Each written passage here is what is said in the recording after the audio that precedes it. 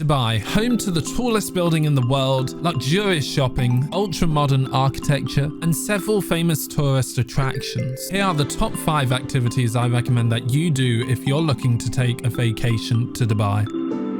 So I went on holiday for a week in Dubai, vlogging my experience throughout the entire time, along with Eddie, Chase, Bessie, and Ziggy. First thing we did was head to the tallest point in all of Dubai, the Burj Khalifa, where we would find the Dubai Mall, the second largest mall in the world by land area, housing more than 1,200 stores, an indoor aquarium, and being right next to the tallest building in the world. This makes it one of the most visited malls in the world. Our visit to the mall mostly involved time within the aquarium, as well as watching a spectacular fountain show outside of the Burj Khalifa.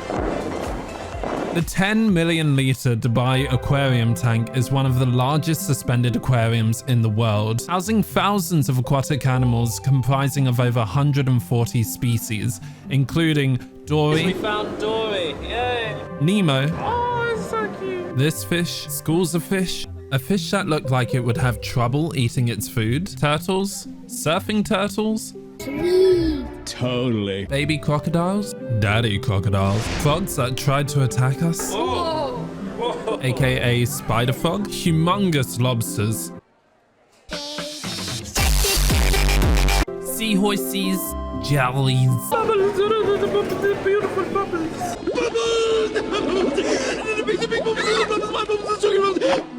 There were also nocturnal animals such as bats, barn owls, and this cute little guy, look at him, he's so cute. The aquarium offered a variety of animals that intrigued both the adults and the children.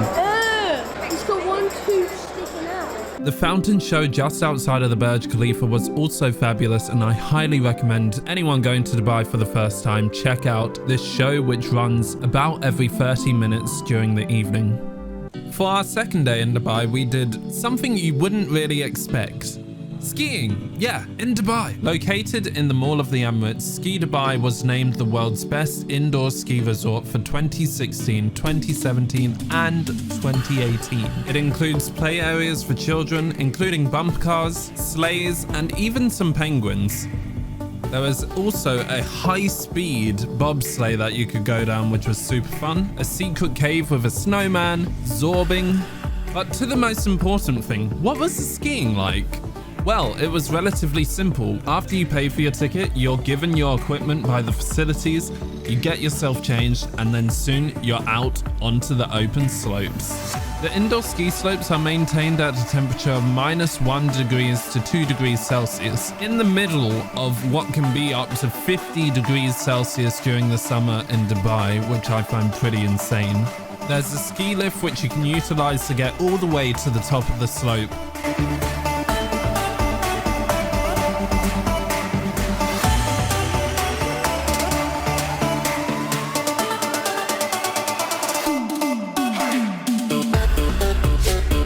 The slopes can be used by beginners or advanced skiers such as myself, and have multiple routes that can be taken down the slopes, including areas where you can do tricks over jumps and ramps, which I definitely didn't attempt because I'm too scared to. The longest run is 400 meters long, and this indoor ski slope was home to one of the world's first black diamond runs, which is probably why I fell flat on my face during this section. For day 3 of our excursion, we decided to go to the water park, Wild Wadi. In Dubai, there are 2 main water parks that absolutely stand out from the rest: Aquaventure at Atlantis and Wild Wadi. We decided to go to Wild Wadi because we thought it would be a lot cheaper, which it turned out to be, and we had no idea quite how cheap it was going to be. I've been to Dubai several times, and normally Wild Wadi wasn't quite at the same level as Atlantis, but recently Wild Wadi had a renovation that made it on par, if not better, than Aquaventure. And with this renovation came a brand new discounted price of 99 dirhams, equivalent to £20.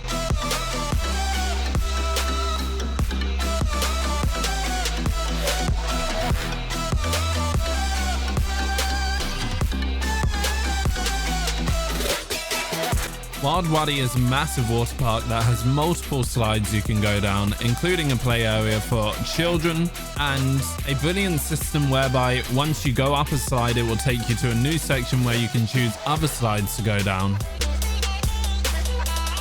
There is also a brand new area where there are large floats that you can share in groups of 3 or groups of 4, depending on which slide you went on, and these slides were super awesome.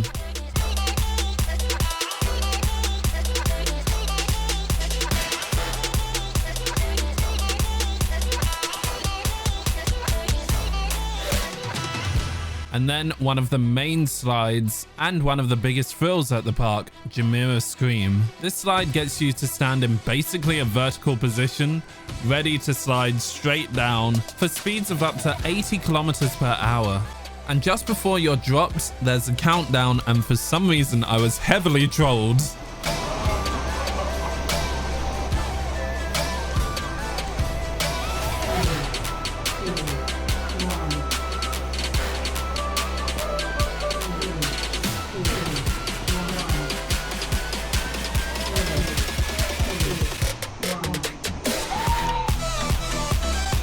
So cool, thank you.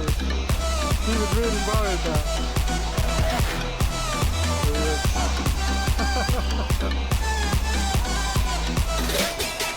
On day 4, we went to Dubai Miracle Garden. This isn't included in the top 5, but I had to put it in here as a bonus because this place was absolutely fantastic. As you can see, these sculptures were absolutely huge and vastly impressive. It reminded me a lot of Magical Kingdom at Disney World, and in fact, there were some Disney characters here. Mickey Mouse, Minnie Mouse, Daffy Duck, wait, not Daffy, Donald Duck, Huey, Dewey and Louie, Goofy, Pluto, all of them are here. The Miracle Garden managed to get the rights to these characters, so props to them. Obviously, the flowers looked amazingly well maintained here. How they do this in the middle of a desert, honestly, I have no clue, and during the summer it must be very difficult. They even had larger-than-life taps and soaps, and it seems like the theme of the Miracle Gardens was to make everything humongous, including the bubbles, which Ziggy was very much fond of.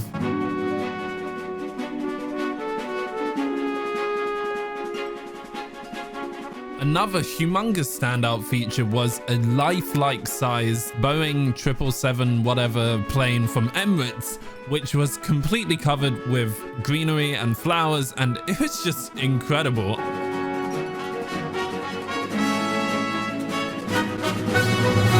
I'd highly recommend visiting the Miracle Gardens if you can.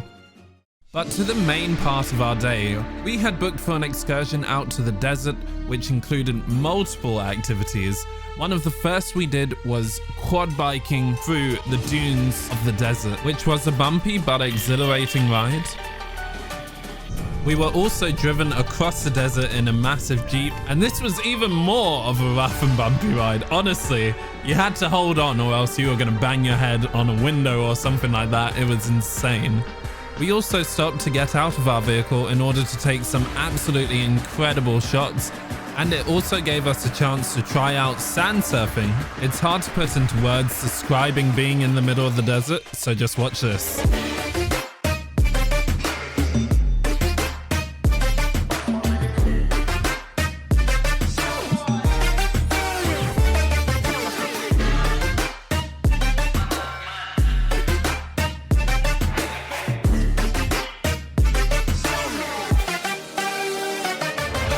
Afterwards, we rode some camels at night, and then we were given a fantastic show from a few performers. First up was a belly dancer who had absolutely amazing moves.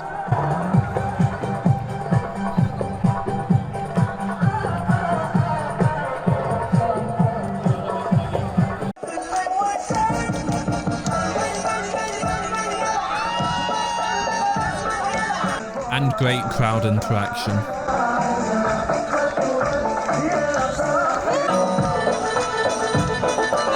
They also invited a special guest from the Fire Nation.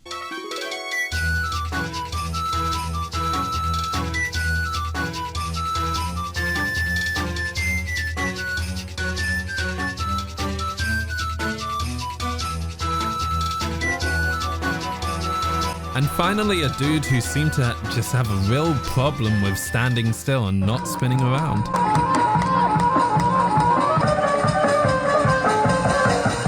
But he whipped out an amazing light show.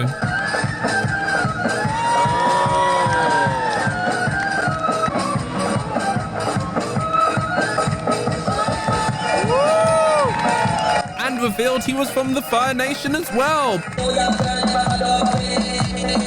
This excursion that we done was easily by far the best value for money you could get. We did so much to stay, and for such a small price, including food and the performances and all the activities, it was just amazing. Day 5, our last day in Dubai, and we packed in a bunch of activities. Firstly, we went to Old Dubai. We went around the souks, looking at all of the wares that were available to buy. We also took a boat along the creek of the river. Afterwards, we went to the beach, La Mer. I would highly recommend if you go to a beach, go to this one. It has shops, cafes, a water park, play areas, jet skis, all by the beach.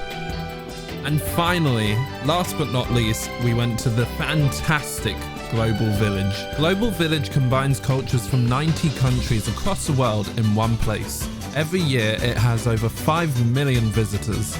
This is probably down to how cheap it is to get in. Only 15 dirhams, which is the equivalent of £3. Once you're inside, your eyes will be greeted with landmarks from around the world. Global Village also had some shows you could watch. Some were free. Others, like the stunt show, only cost £2 to watch, 10 dirhams, and was absolutely fantastic. I highly recommend going to Global Village if you would like to get a taste of the world from each corner. It's also fantastic value for money, and it's a great time for all of the family. And there we have it, my top 5 recommendations, including some bonuses for what you should do whilst you're in Dubai. I hope you enjoyed the video. If you did, don't forget to leave a like on the video. If you didn't, leave a dislike. Subscribe to the channel for more vlogs and gaming content. And until the next one, this is GoldKarat signing out. Peace!